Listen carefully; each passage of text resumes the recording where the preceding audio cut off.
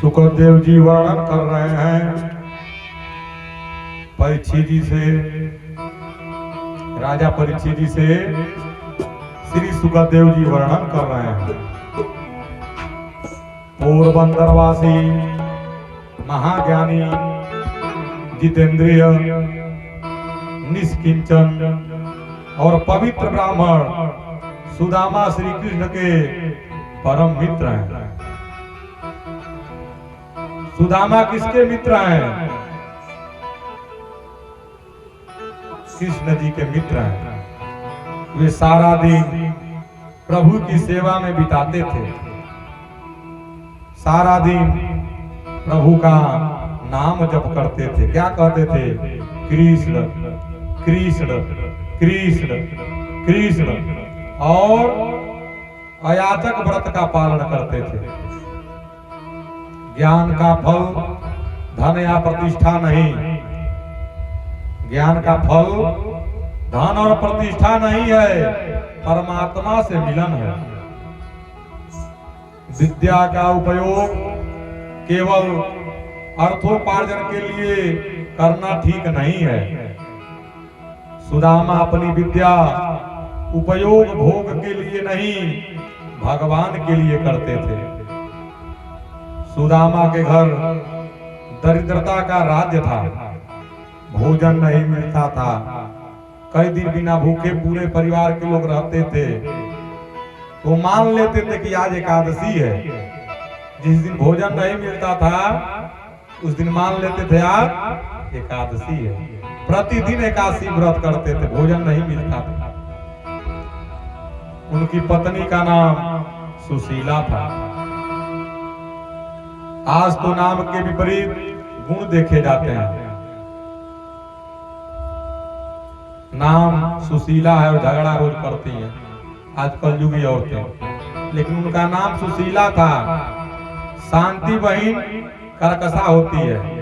जिसका शांति नाम रख दिया जाता है वो क्या होती है? करकसा होती है। गंगा बहन पीने का पानी तक नहीं देती। नाम रख दिया गया है गंगा, और सास ससुर का सेवा नहीं कर रही है, माता पिता का सेवा नहीं कर रही है, बातों का उल्लंघन कर रही है, पानी पीने तक नहीं दे रही है। सुशीला के पास एक वस्त्र था, केवल एक वस्त्र था। वह महापवित्रता थी, सतवंती नारी थी। सुशीला सतवंती नारी थी। धन संपत्ति युक्त पति से प्रेम करने वाली पत्नी की कोई बराबरी नहीं है। पहनने के लिए वस्त्र और खाने के लिए अन्न न हो फिर भी पति से प्रेम करती रहे, वही पत्नी सच्ची पतिव्रता है। माता जी अगर वो आपको पैसा नहीं देंगे सेवा करेंगी, अगर आपको वस्त्र नहीं देंगे, भोजन नहीं देंगे तो आप छोड़ देंगी। कलयुग चल रहा है। लेकिन वो सुशीला जो सुदामा की पत्नी है, उनके घर में खाने के लिए अन्न का व्यवस्था नहीं है, रहने के लिए घर का व्यवस्था नहीं है, पहनने के लिए वस्त्र का व्यवस्था नहीं है, पर भी पति का सेवा प्रेम से करती हैं। वही क्या है? सच्ची पतिव्रता है। सुशीला को कई दिनों तक भूखा रहना पड़ता था, फिर भी वह क्लेश नहीं मानती थी। वह कभी सुदामा से ऐसा नहीं कहती थी कि विद्वान होकर भी कमाते क्यों नहीं हो। यदि कोई साधारण स्त्री होती तो सुदामा से कहती, यदि कुछ काम काज नहीं करना था तो मेरे साथ विवाह करके मेरा जीवन क्यों बिगाड़ दिया। अगर आज की औरतें होती, कलयुगी औरतें, सामान्य औरतें, तो क्या कहती? मेरे साथ शादी करके आपने मेरी जिंदगी को खराब कर दिया, मेरे जीवन को बिगाड़ दिया। पति यदि धन संपत्ति सुख सुविधा दे और पत्नी ऐसे पति की सेवा करे तो उसमें कुछ आश्चर्य की बात नहीं है। ऐसी पत्नी को धन्य है जो दरिद्र पति को भी परमेश्वर माने और सेवा करती रहे। समझ रही है बतिया? खिसियाना नहीं है। आप खिसियाती हैं तो आपका ब्लड प्रेशर बढ़ जाता है। तो खिसियाना नहीं है, ठीक ना।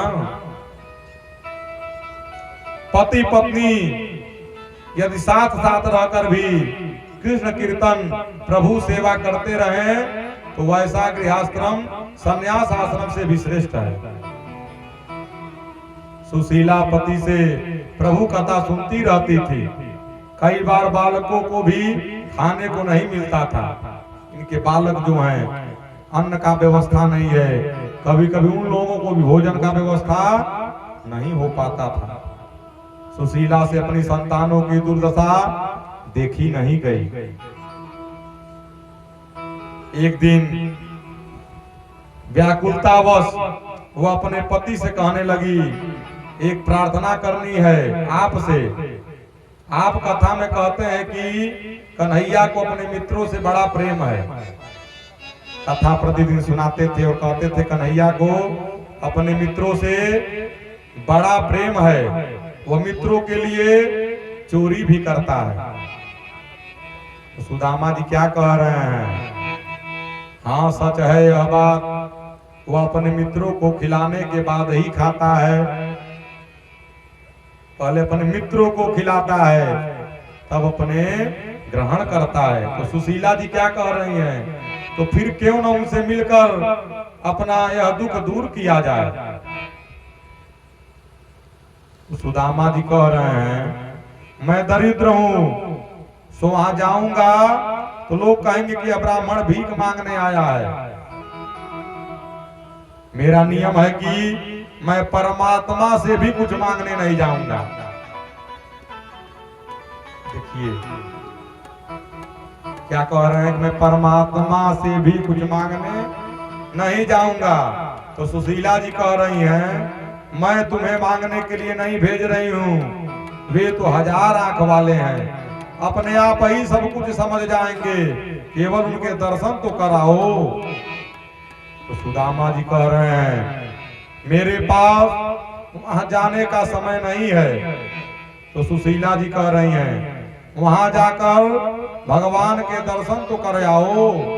तो सुदामा जी कह रहे हैं मैं यहीं बैठकर मन से हमेशा उनका दर्शन करता रहता हूँ। शारीरिक मिलन की अपेक्षा मानसिक मिलन बड़ा सुखदायी है। मानसिक पूजा करना चाहिए। मन में जो दीपक जला करके भगवान को दिखा देंगे कभी समाप्त नहीं होगा। मन में जो फल बनाकर भगवान को समर्पित कर देंगे कभी खराब नहीं होगा, समाप्त नहीं होगा। मानसिक पूजा करना है। क्या करना है? मानसिक। मन में धूप बत्ती जला करके दिखा दीजिए, मन में दूध बनाकर चढ़ा दीजिए, मन में फूल माला बना करके चढ़ा दीजिए, मन में कमल का फूल बना करके चढ़ा दीजिए। कमल आसन छोड़ दे माँ, देख मेरी दुर्दशा, प्रेम की सरिता बहा दे, फिर से जग में जाननी, जयति जय जय माँ सरस्वती, जयति वीणा धारिणी। सुशीला जी कह रही हैं कि दर्शन कभी प्रत्यक्ष भी तो करना चाहिए। अपनी प्रतिज्ञा तो है कि जीव के द्वार पर न जाने की। कह रही हैं क्या प्रतिज्ञा कर ली है कि किसी के दरवाजे पर नहीं जाएंगे। श्री कृष्ण तो परमात्मा है, उनके द्वार सभी के लिए खुले हैं। वहां जाने में संकोच कैसा, मित्र से मिलना ही चाहिए। हर कन चली जैता पिया, हर कान्हा के नगरिया, कोयला बचपन के हमें कान्हा हमार दिलदार कैसन यार कैसन हने चले गया पिया कान्हा के नगरिया करे चले। कोयला बचपन के यार हमें कान्हा हमार दिलदार कैसन यार कैसन हने चले गया पिया कान्हा के नगरिया करे चले।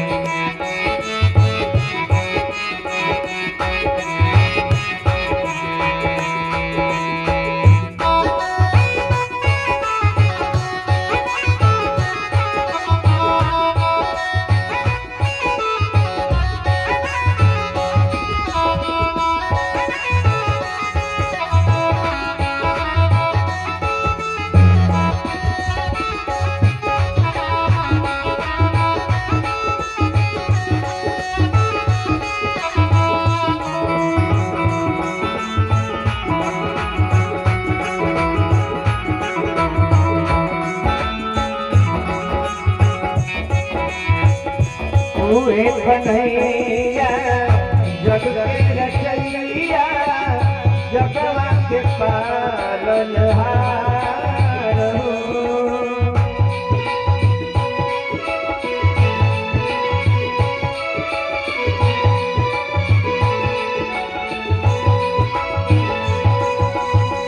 दुखवा मिटैहे कृष्ण मुरारी दुखवा के काटनहार हो।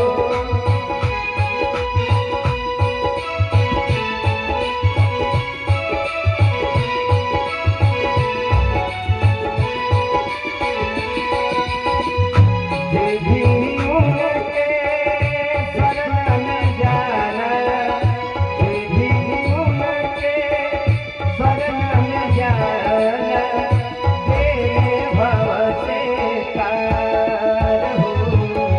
केहू नहीं जगवा में दुख बचवैया केहू नहीं जगवा में दुख बचवैया। कोयला बचपन के आया हमें कान्हा हमारा दिलदार कैसन यार कैसन चले चले गई पिया कान्हा के नगरिया जय पिया कान्हा के नगरिया। कोयला बचपन के आया हमें कान्हा हमारा दिलदार कैसन यार कैसन।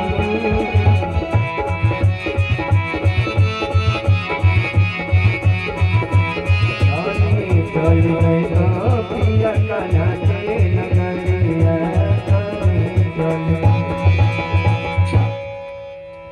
बोलिए कृष्ण कन्हैया लाल की राधा मैया की।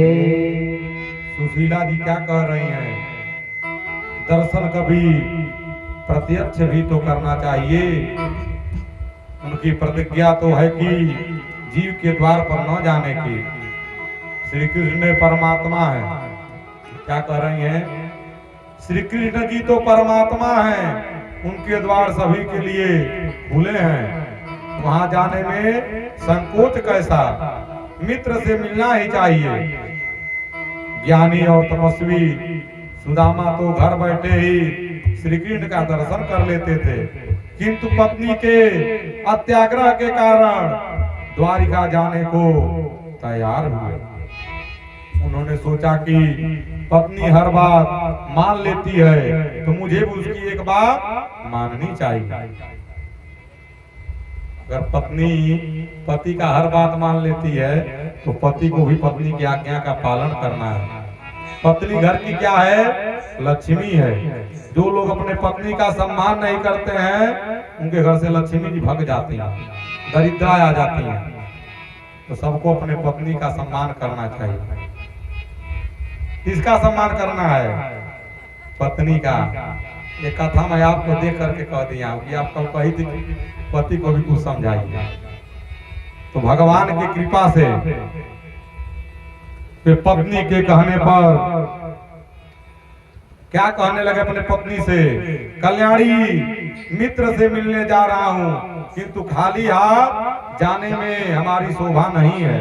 कैसे जाए कान्हा के नगरिया न हो तने करना विचार। कैसे जाए कान्हा के नगरिया न हो तने करना विचार।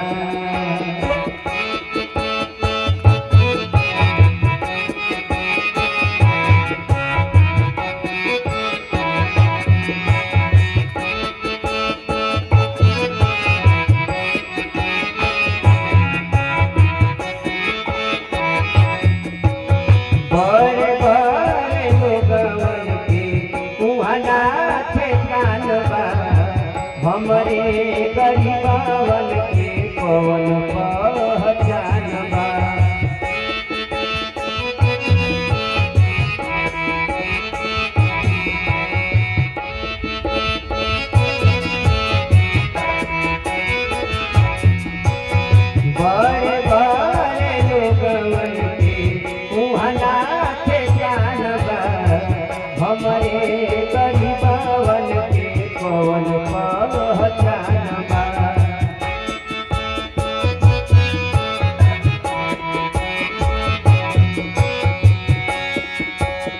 चललो न जात बा डगरिया न हो तने करना विचार ऐसे जाए कान्हा के नगरिया न हो तने करना विचार।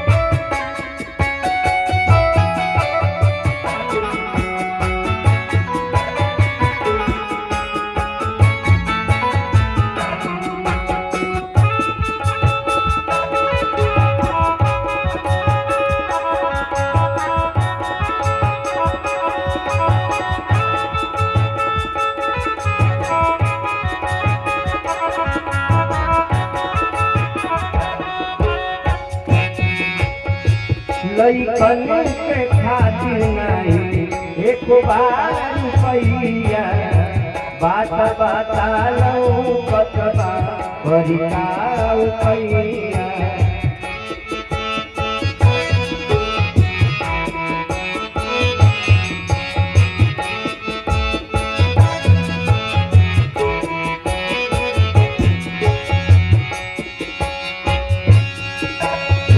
लइकन के खातिर नहीं एक बार रुपैया बात बतालो कतबा परिका रुपैया।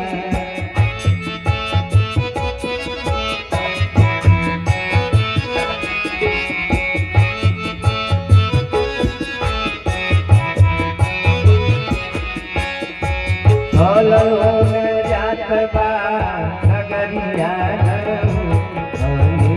करना विचार चललो न जात बा नगरिया करना विचार कैसे जाए कान्हा के नगरिया करना विचार कैसे जाए कान्हा के नगरिया करना कैसे जाए कान्हा के नगरिया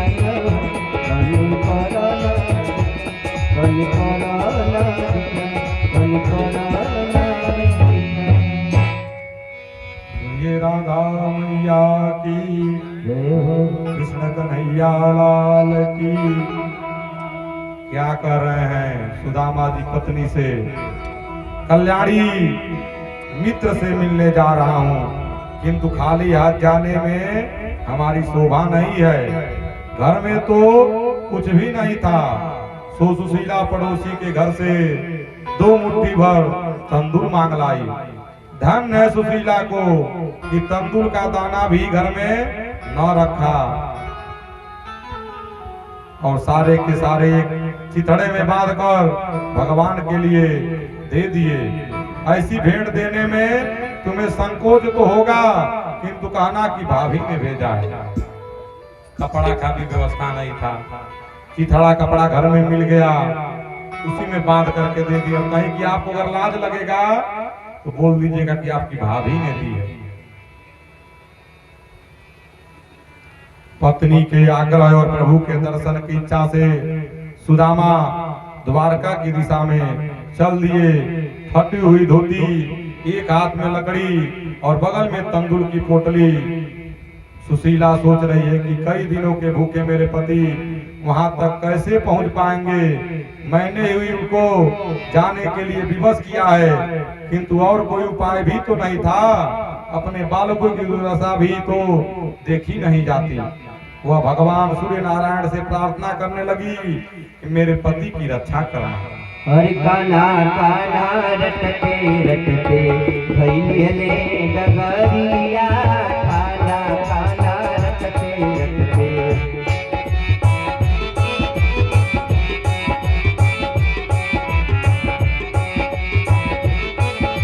कान्हा कान्हा रटते रटते भैले डगरिया डगरिया काला काला रटते रटते। श्याम सुंदर कब दर्शन देखैबा, श्याम सुंदर कब दर्शन देखैबा, लेब कब खबरिया काला काला रटते रटते। भैले ले डगरिया काला काला रटते रटते।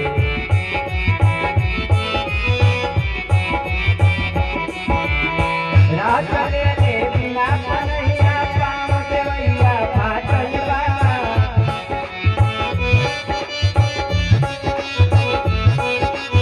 सब गरीबी तन पर ढल के कपड़ा पेवया साटल बा।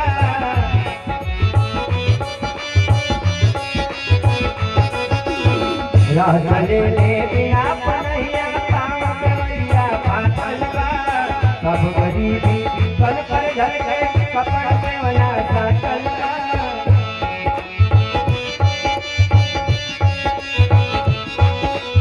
नए नए से बरसे जैसे, नए नए से बरसे जैसे, सावन के बदरिया काला काला रटते रटते। भैले डगरिया काला काला रटते रटते। भैले डगरिया श्याम सुंदर कब दर्शन देखैबा, श्याम सुंदर कब दर्शन देखैबा, लेब कब खबरिया काला काला रटते रटते। भैले डगरिया काला काला रटते रटते। काला काला रटते रटते। काला काला रटते रटते। सुदामा जी पौष शुक्ल सप्तमी के दिन द्वारिका गए। किस दिन निकले? पौष महीना शुक्ल पक्ष और दशमी तिथि। ऐसे ठंडी के कारण उनका शरीर कांप रहा था। 7 दिनों के भूखे दुर्बल सुदामा 2 मील चलते ही थक गए। वे सोचते जाते हैं कि द्वारिकानाथ के दर्शन होंगे भी या नहीं। रास्ते में दुर्बलता की चिंता के कारण उनको मूर्छा भी आ गए। अरे द्वारपालों,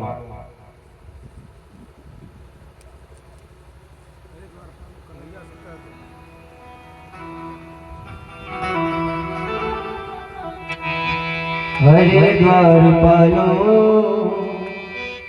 कन्हैया से कह दो। सभी लोग ताली बजाते रहिए, भगवान का भजन। नसीब आ गया, नसीब आ गया। अरे द्वारपालो कन्हैया से कह दो। अरे द्वारपालो कन्हैया से कह दो। मिलन सदा नसीब आ गया है। मिलन सदा नसीब आ गया।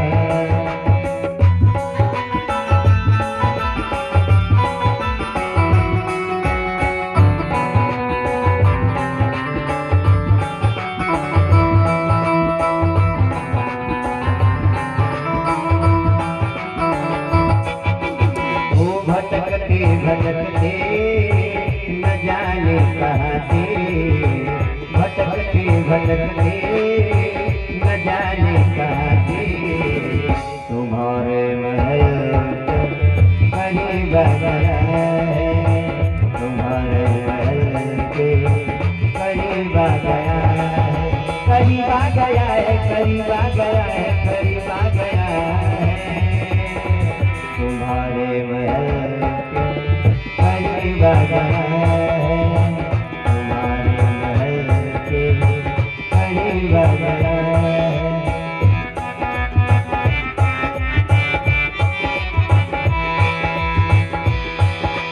वो न सर पे है पगड़ी, न तल पे है जामा, बता दो कन्हैया को नाम है सुदामा।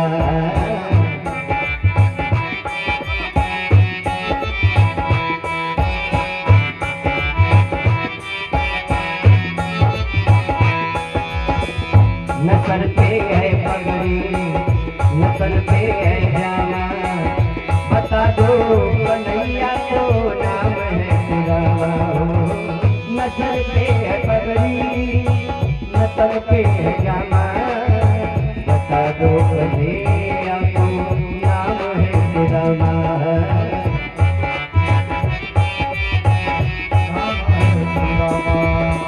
तुम एक बार मोहन से जाकर कह दो, तुम एक बार मोहन से जाकर कह दो, मिलने सखावत नसीबा गया है, मिलने सखावत नसीबा गया है।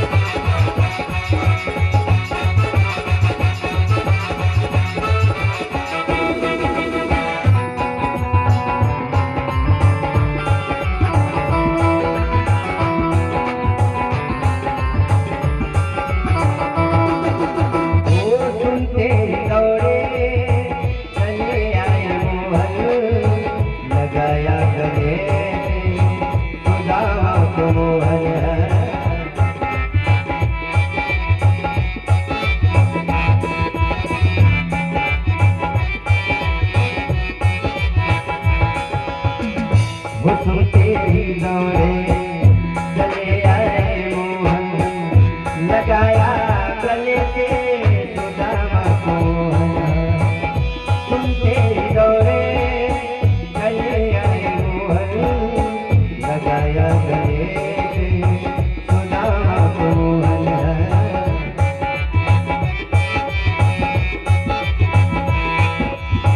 हुआ रुकमणी को बहुत ही अचंभा, हुआ रुकमणी को बहुत ही अचंभा, मेहमान कैसा अजीबा गया है, मेहमान कैसा अजीबा गया है, अजीबा गया है, अजीबा गया है, अजीबा गया है, मेहमान कैसा अजीबा गया है, मेहमान कैसा अजीबा गया है।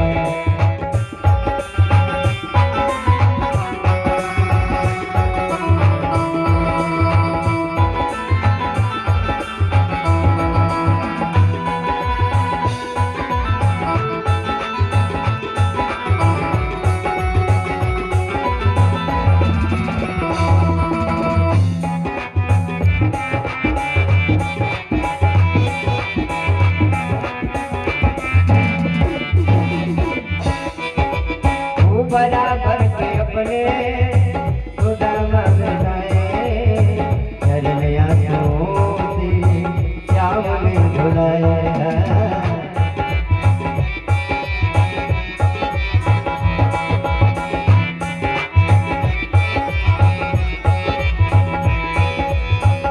बराबर के अपने सुदामा बिठाए, चरने आंखों से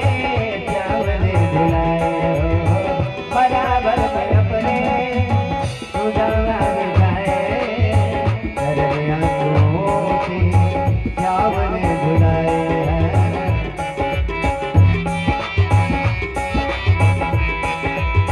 न घबराओ प्यारे जरा तुम सुदामा, न घबराओ प्यारे जरा तुम सुदामा, उसी का सवाब करीब आ गया है, उसी का सवाब करीब आ गया है।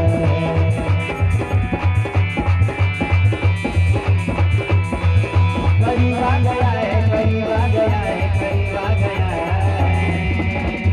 उसी का सवाब करीब आ गया है, उसी का सवाब करीब आ गया है, उसी का सवाब करीब आ गया है। मूर्छाया आ गई है, सुदामा जी गिर गए हैं। उधर द्वारिकाधीश को समाचार मिला कि सुदामा आ रहा है। उन्होंने सोचा कि ऐसे निष्ठावान सदाचारी अयाचक तपस्वी को पैदल चलाना मुझे शोभा नहीं देता है। उन्होंने गरुड़ जी को भेजकर सुदामा को आकाश मार्ग से द्वारिका नगर तक पहुंचा दिया। वो बेहोश हैं और बेहोशी हालत में गरुड़ जी उठाए और ले करके आकाश मार्ग से द्वारिका नगर में पहुंचा दिए। सुदामा ने लोगों से पूछना जाना कि वे द्वारिका में आ पहुंचे हैं।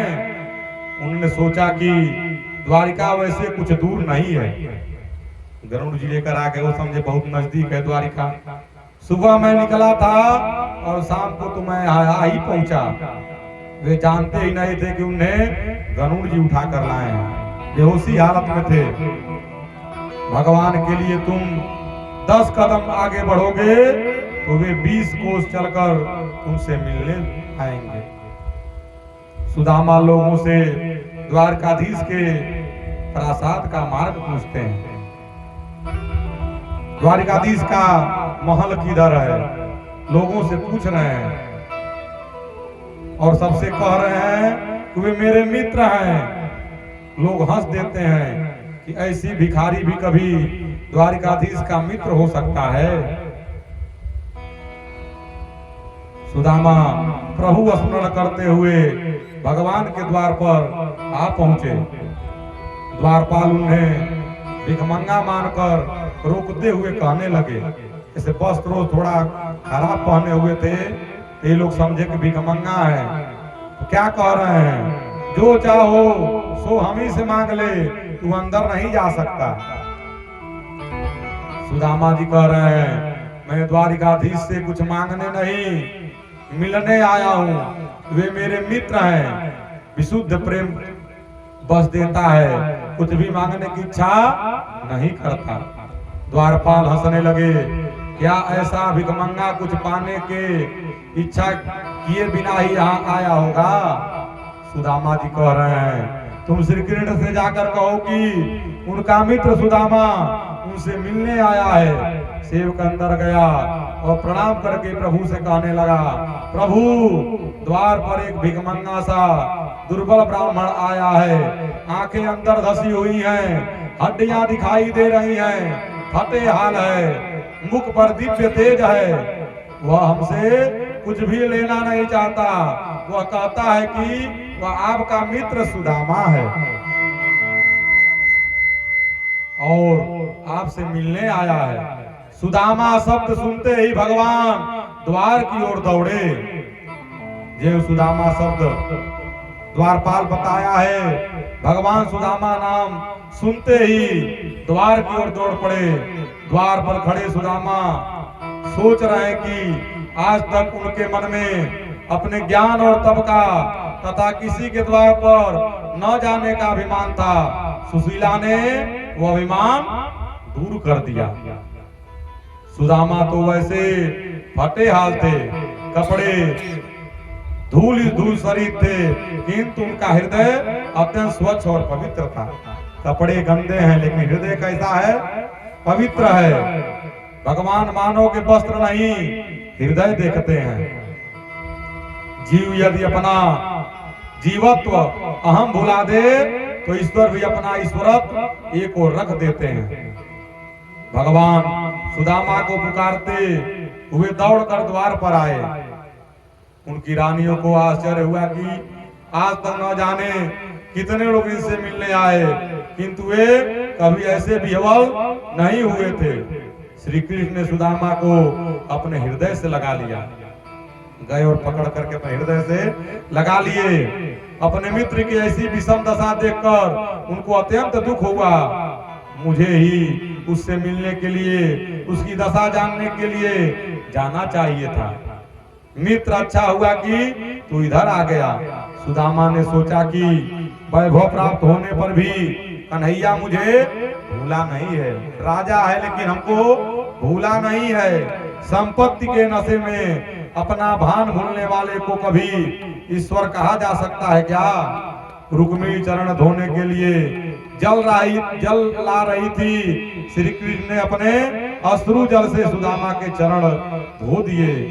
नरोत्तम कवि लिखते हैं, क्या लिखते हैं कि देखी सुदामा की दीन दशा, करुणा करी के करुणा निधि रोए, पानी परात को हाथ जोड़ो न के जल सोपक धोयो निपरात हाथ धोयो नैनन के जल सोपक धोयो। तपस्वी सुदामा के पांव में जूते तो थे, जूता पहन के नहीं गए थे, नंगे पांव गए थे, सो बहुत से कांटे चुभ गए थे। श्री कृष्ण कांटे निकालने लगे, एक कांटा निकल नहीं पा रहा था तो प्रभु ने रुक्मिणी से सुई लाने को कहा। रुक्मिणी को देर हो गई तो प्रभु अपने दांतों से वह कांटा निकालने लगे। हर जितन राधा रोई रोई कान्हा के लिए,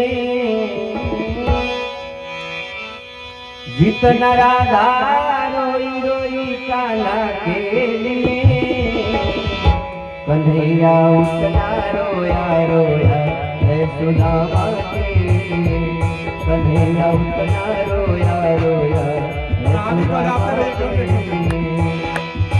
जितना राधा रोई रोई कान्हा के लिए, जितना राधा रोई रोई कान्हा के लिए, कन्हैया उतना रोया रोया है सुदामा के लिए, कन्हैया उतना रोया रोया है सुदामा के लिए।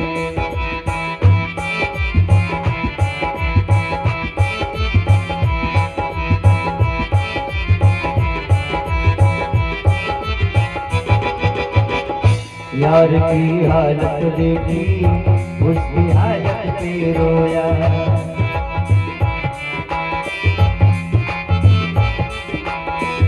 यार के आगे अपने शान सोपत पे रोया।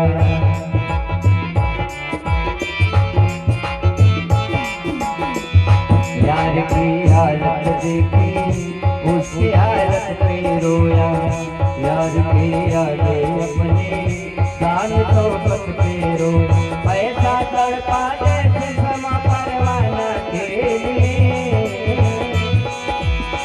ऐसा तड़पा जैसे क्षमा परवाना के लिए, कन्हैया उतना रोया रोया है सुदामा के लिए, कन्हैया उतना रोया रोया है सुदामा के लिए।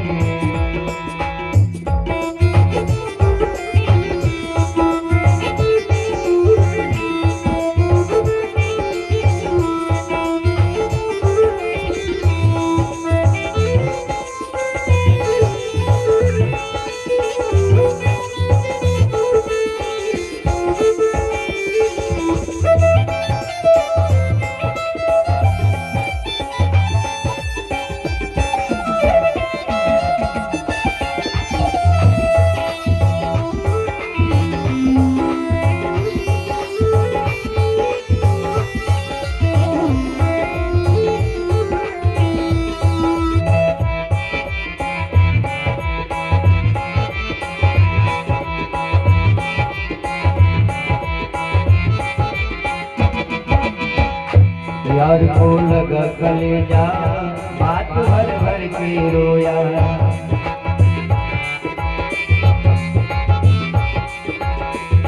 और अपने बचपन को याद कर कर के रोया।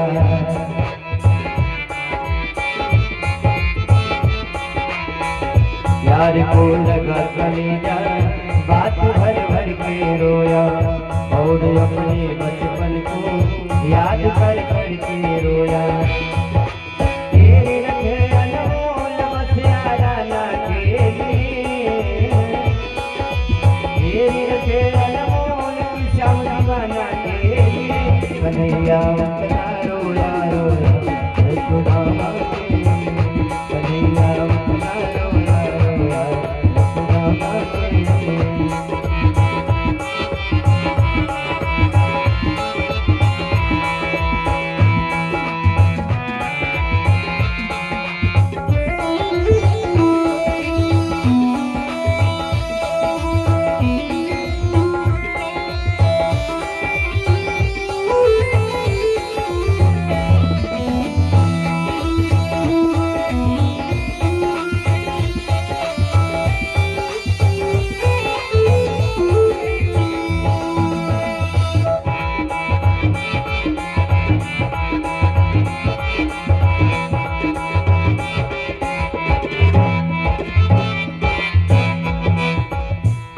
पाँव के छाले देखे तो दुख के मारे रोया।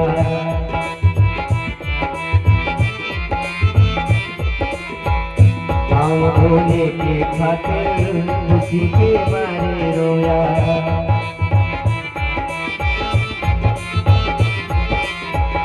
पाँव के छाले देखे तो दुख के मारे रोया। पाँव धोने के खातिर खुशी के मारे रोया। आंसू से भरपाई बस हर गाना के लिए, आंसू से भरपाई बस हर गाना के लिए। कन्हैया उतना रोया रोया है सुदामा के लिए, कन्हैया उतना रोया रोया है सुदामा के लिए।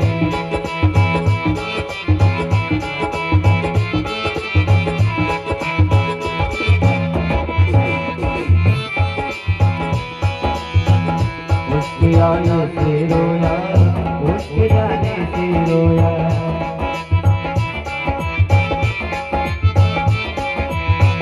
वो के गद गद चावल के दाने दाने पे रोया।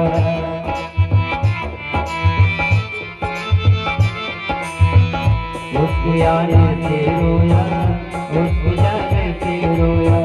वो के गद गद चावल के दाने दाने पे रोया। बनवारी हो रोया बसिया राना के लिए, बनवारी हो रोया बसिया राना के लिए। उठाइए दोनों हाथ सभी लोग और प्रेम से ताली बजा। हम भजन गा रहे हैं, आप लोग कितना सो रहे हैं, तालियों नहीं बजा बजा। उठाइए दोनों हाथ। तो कन्हैया उतना रोया रोया है सुदामा के लिए, कन्हैया उतना रोया रोया है सुदामा के लिए। कृष्ण राधा रोई रोई कान्हा के लिए, कृष्ण राधा रोई रोई कान्हा के लिए।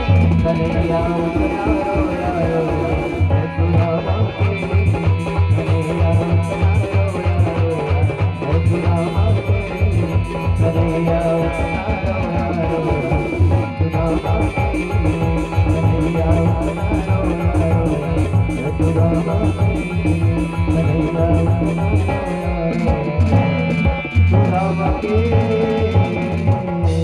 बोलिए कृष्ण कन्हैया लाल की। जय हो। श्री कृष्ण कह रहे हैं, तू भी कैसी बात कर रहा है, मैं तो सेवक हूँ। तेरा कन्हैया संपत्तिवान होने पर भी विवेक भ्रष्ट नहीं हुआ है। श्री कृष्ण आज भूल गए हैं कि वे परमात्मा हैं, राजाधिराज हैं। उन्होंने कांटा निकाल दिया। सुदामा गरीब थे किंतु निष्पाप थे, पवित्र थे, सो भगवान ने उनकी वैसी सेवा की। दरिद्र होना अपराध नहीं है, दरिद्रता में भगवान को भूल जाना अपराध है। सुदामा स्नान आदि से निवृत्त हुए, उन्हें पहनने के लिए पीताम्बर दिया गया। भोजन विधि भी हो गई। सुदामा को पलंग पर बिठलाकर श्री कृष्ण उनकी चरण सेवा करने लगे। सुदामा जी को अपने पेट पर सुला करके और चरण दबा रहे हैं। कौन? सुदामा जी।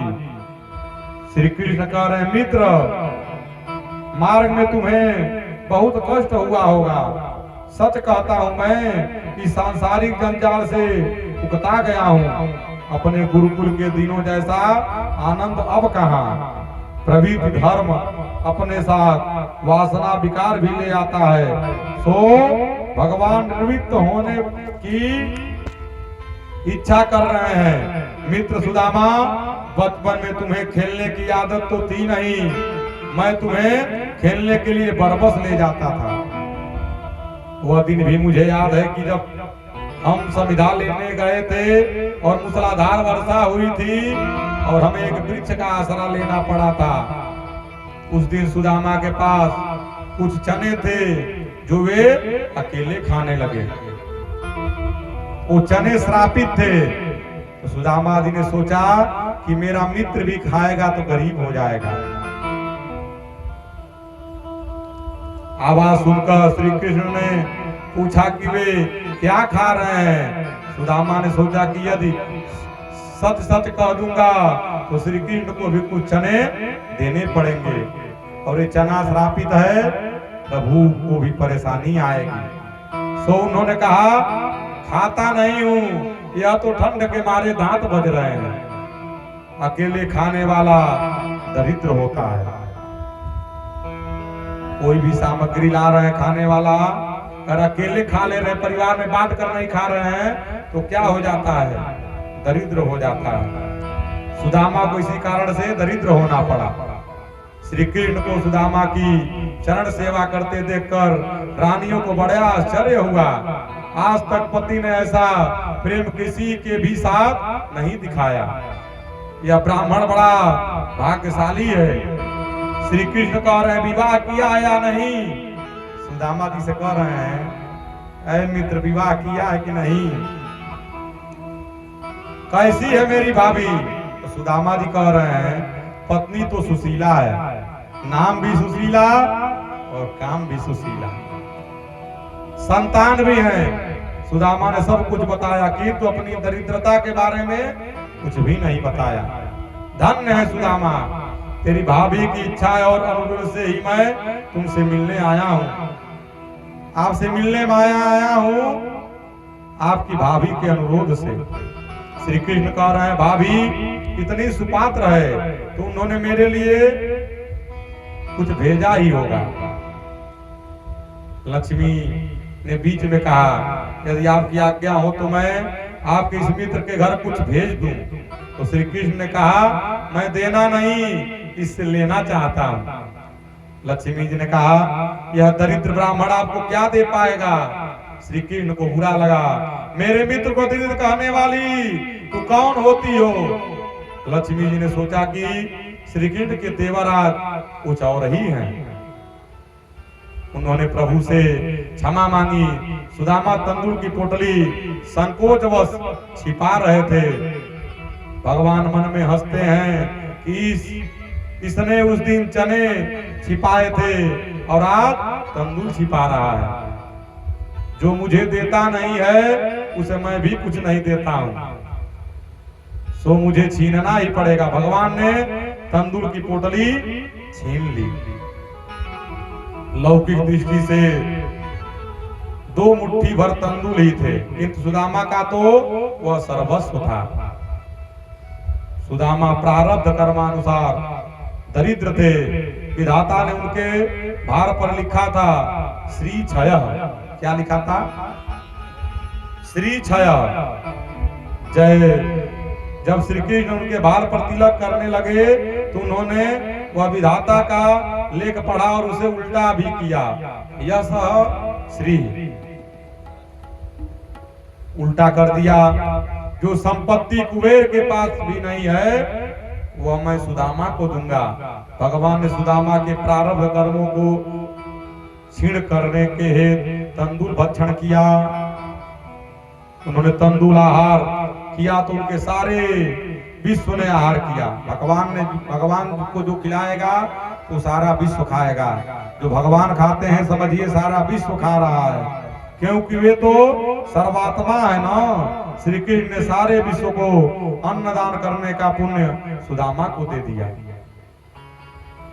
श्री कृष्ण सुदामा से कहते हैं गोकुल में मेरी माता इसी प्रकार मुझे तंदूर खिलाती थी।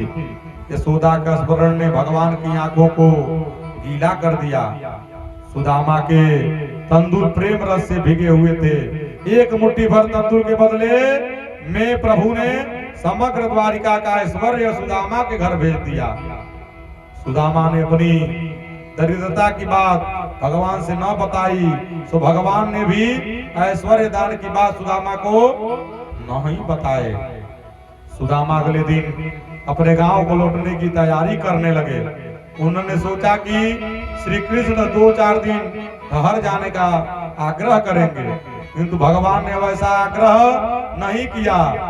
कारण उधर सुशीला सारा वैभव पा करके व्रत लिए बैठी थी कि पति के मुख दर्शन के बिना भोजन नहीं करेगी। भगवान ने सोचा कि यह सुदामा को जाने न दूंगा तो भाभी को उतने दिन भूखे मरना पड़ेगा। सो उन्होंने सुदामा से आग्रह नहीं किया। निर्भेद पवित्र सुदामा अपनी पुरानी धोती पहनकर जाने के लिए तैयार हो गए। जाते जाते भी उन्होंने कुछ नहीं मांगा। श्री कृष्ण द्वार तक उन्हें छोड़ने गए और कहने लगे, मित्र अब की बार भाभी को भी साथ ले आना, उनको मेरी याद कहना, मेरे बंधन कहना। सारा विश्व श्री कृष्ण को बंधन करता है और वे एक ब्राह्मण की पत्नी को बंधन करते हैं। जैसी वस्तु माता कभी मुझे देती थी वैसे ही वस्तु बाबू ने भी भेजी है। सुदामा को गले लगाकर विदाई दी। दोनों की आंखों में आंसू झलक आए। सुदामा पूरी पहुंचकर अपनी टूटी फूटी झोपड़ी को ढूंढने लगे। वहां झोपड़ी का तो नामो निशान नहीं था। बड़ा प्रसाद खड़ा था, बड़ा मकान बन गया था, महल बन गया था। सुदामा सोच रहे हैं कि मेरी झोपड़ी को कौन उठा ले गया। उधर सुदामा के आगमन का समाचार सुशीला को मिला तो वह दौड़ती हुई बाहर आई और पति का स्वागत करती हुई कहने लगी, आपके मित्र की कृपा से यह सब काम हो रहा है, सब काम हुआ है। सुदामा का मन कृतज्ञता से भर गया। वे प्रार्थना करने लगे, मुझे धन की अपेक्षा नहीं है, मैं तो यही चाहता हूँ कि जन्म जन्मांतर मुझे श्री कृष्ण की भक्ति का अवसर मिलता रहे, उनके चरणों में मुझे स्थान मिले। सुदामा के चरित्र में भी एक सार है। परमात्मा जीव मात्र के निस्वार्थ मित्र हैं। जगत में परमात्मा को छोड़कर ऐसा कोई अन्य नहीं है जो अपना सर्वस्व किसी को दे दे। यदि सेवा और स्तुति करनी है तो भगवान की करो। जीव जब ईश्वर से प्रेम करता है तब ईश्वर जीव को भी ईश्वर बना देते हैं। जीव सच्चा मित्र परम पिता ईश्वर ही है। सुदामा ने ईश्वर से निरपेक्ष प्रेम किया तो उन्होंने सुदामा को अपना लिया और अपने जैसा वैभवशाली भी बना दिया। सुदामा पुरी को भी द्वारिका सी समृद्ध बना दी। भगवान तो उनके चरण कमल का स्पर्श करने वाले को अपना स्वरूप दे देते हैं, तो तुच्छ धन के दान का तो आश्चर्य ही नहीं है। बोलिए श्री कृष्ण भगवान की, राधा मैया की। आपके दरवाजे पर कल महाभंडारा का आयोजन है। इधर ध्यान दीजिए, तीनों लोग क्या बतिया रहे हैं आपस में। जब बेटा छोटा था तो वो लेकर के प्रतिदिन यहीं पर बैठते थे दरवाजे पर। जब ये छोटे थे तो आप प्रतिदिन यहाँ लेकर बैठते थे और 6 महीना के हुए, फिर 1 साल के हो गए, आप लेकर यहीं पर खिलाते थे। तो कहते थे पापा पापा। कऊ का क्या कहते थे? एक कौआ था, आकर उसी पपीते के पेड़ पर बैठ जाता था। तो कहते थे पापा पापा होगा, तो आप कहते थे कौआ। क्या कहते थे? कौआ। दिन भर में 1000 बार कहते थे पापा पापा होगा, तो आप कहते थे कौआ। इनका शादी हो गया, 50 वर्ष के हो गए, आप बुजुर्ग हो गए, आंख से दिखाई नहीं दे रहा है, चश्मा लग गया है, लाठी लेकर चल रहे हैं। कोई आ गया दरवाजे पर, कहे बाबू कौन आया है? तो पंडित जी आए हैं। ठीक है, पानी उन्हें पिला दो, सेवा करो। फिर कोई आ गया तो आप पूछे बाबू कौन आया है? तो जाकर 2 लपड़ मार दिए। क्या किए? पिताजी ने कहा कि बेटा जब तू छोटा था तो 1000 बार जो चिड़िया आकर पपीते के पेड़ पर बैठती थी, मैं कहता था कौआ है कौआ है कौआ है। मैं 2 बार पूछा, तूने मार दिया। तो कलयुग चल रहा है,